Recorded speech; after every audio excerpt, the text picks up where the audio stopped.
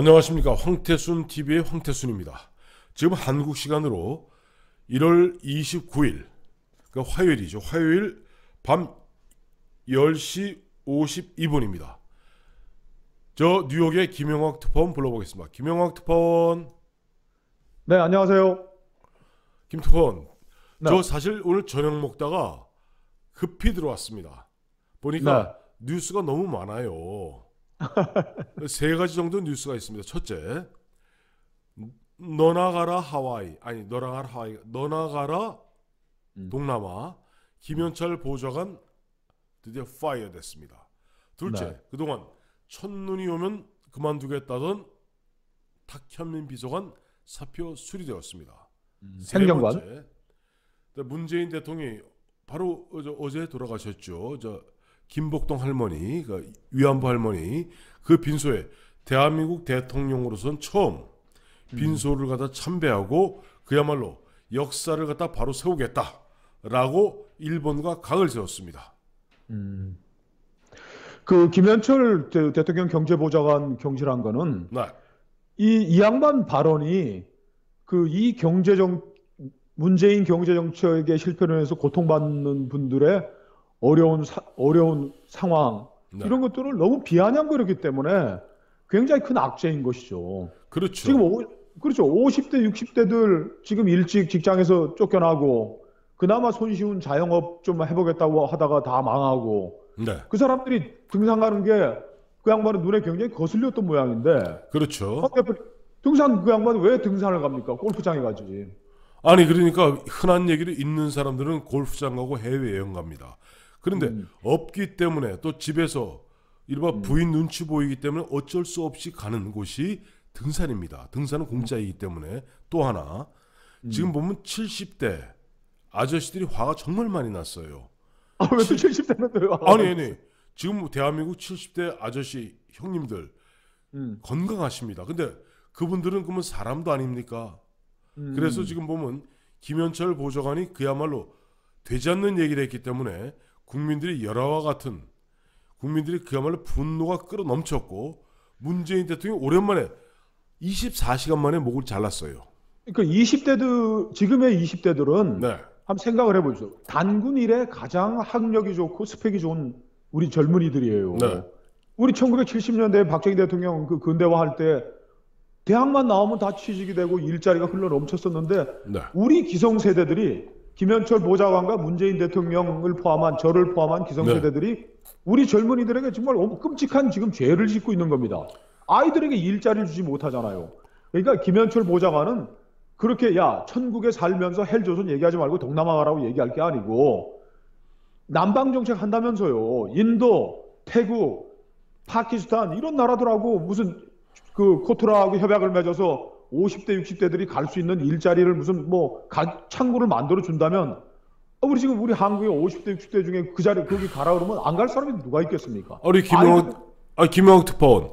만약 김 특파원에게 예를 들어서 월수 300에 월 300에 동남아 나가서 일할 수 있는 길이 있다면 안 나가겠어요?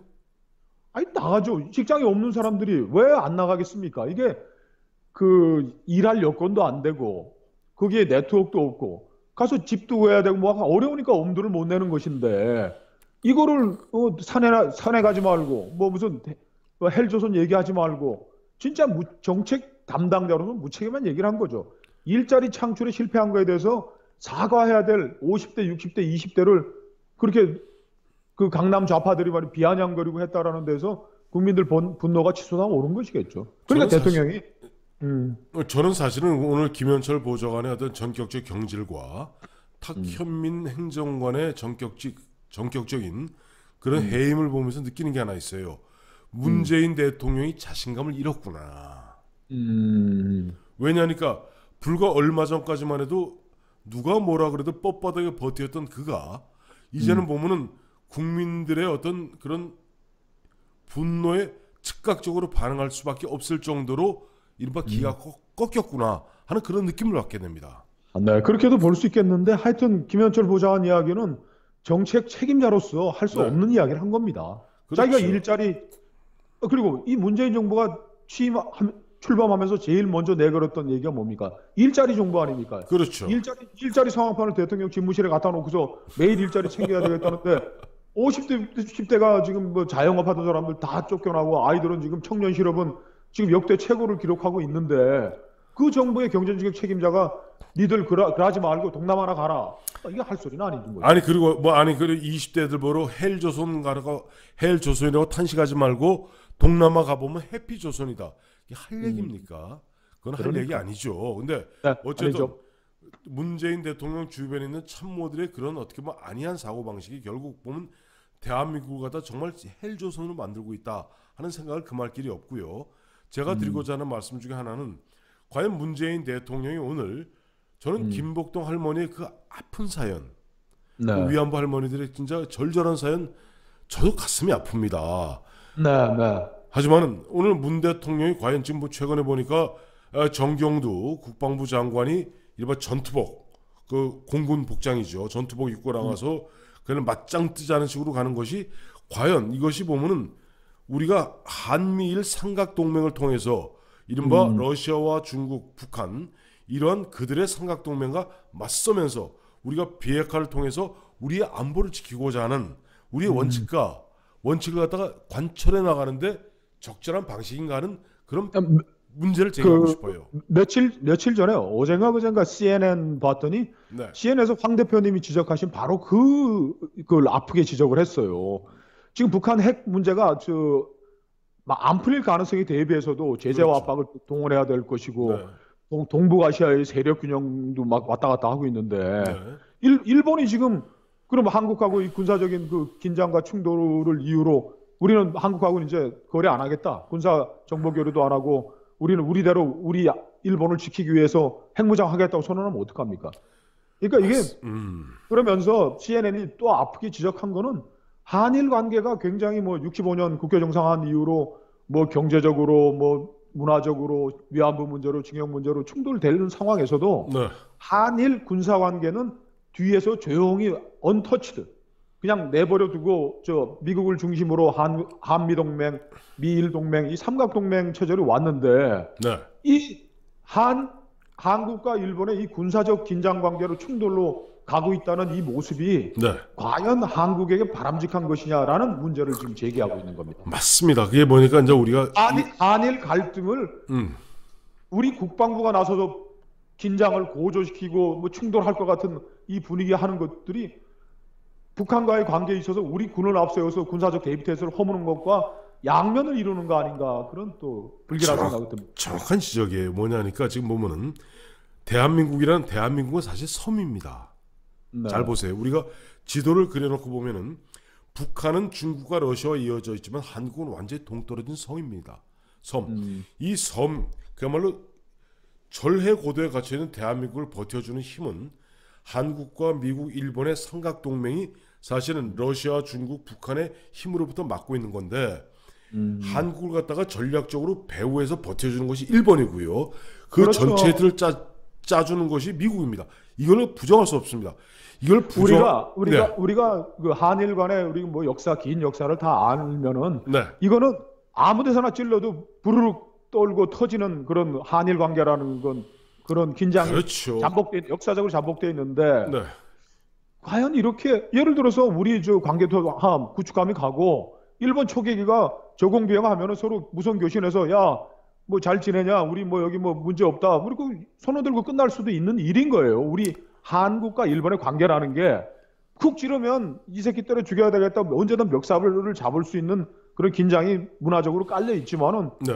우리 병사들이 구축함에 올라와가지고 야 뭐 초계 잘해라 말이야 뭐 이렇게 하고 끝날 수 있는 겁니다. 아니 우리 초계기가 예를 들어서 미국 항공모함이 칠함대가 들어오는데 거기 조공비행 한다고 미국이 야 너 죽인다고 그러겠습니까? 야 뭐 일 잘하고 있냐 그러면 끝날 수 있는 그런 관계들인데 그런데 문화적 역사적 긴장 관계를 군이 앞장서서 북돋우고 파국을 몰고 한다는 모습이 안 좋은 거죠. 정확한 지적이십니다. 그러니까 감성적 감정적으로 대응하다 보면 밑도 끝도 없습니다. 그런데 과연 오늘 문재인 대통령이 물론 우리가 마음으로 봤어요. 뭐 김복동 할머니, 위안부 할머니 돌아가셨는데 가서 왜 참배하고 싶지 않겠습니까? 하지만은 대통령이 가서 거기 가서 참배하면서 일본에게 역사 바로 세우기 얘기하면서 그야말로 우리가 한미일 삼각동맹을 허무는 순간 우리는 그 균열 속에서 우리는 동동동 낙동강 오리알 신사가 됩니다. 왜 대통령이 그걸 모를까요? 아니 자, 뭐 빈소엔 잘 가셨을 수도 있을 것 같아요. 그러나 네. 한일 관계를 또 다루는 건 또 별개의 문제인 거죠. 그러니까 저는 왜가 이런 거예요. 요즘 문재인 대통령이 가만히 보니까 국내적으로 뭐 정치적으로 굉장히 어려움에 공경에 처하니까 또다시 한일 관계에 어떻게 우리의 급소 아닙니까? 급소를 갖다가 찔러서 어떤 민족적 감성을 건드리면서 어떻게 보면 인기를 만회하려는 얄팍한 술수를 쓰는 것이 아닌가 하는 그런 걱정이 들어요. 그래요. 하여튼 뭐 저녁 자리 하시다가 그냥 급거 들어오셔서 오늘 고생 많으십니다. 그러나 뭐 저는 뭐 지금 혹시 뭐 우리 저 애청자 여러분께서 오해하실런지 모르겠습니다만은 저녁에서 음주 방송은 아닙니다. 그래서 네. 저녁 먹고 오늘 지인들하고 얘기 나누는 가운데 많이 얘기 듣고 마침 보니까 뭐 오늘 뭐 시청자 여러분들이 애청자 여러분 전화를 주셨어요. 왜 오늘 방송 안 했나? 왜 결방이나?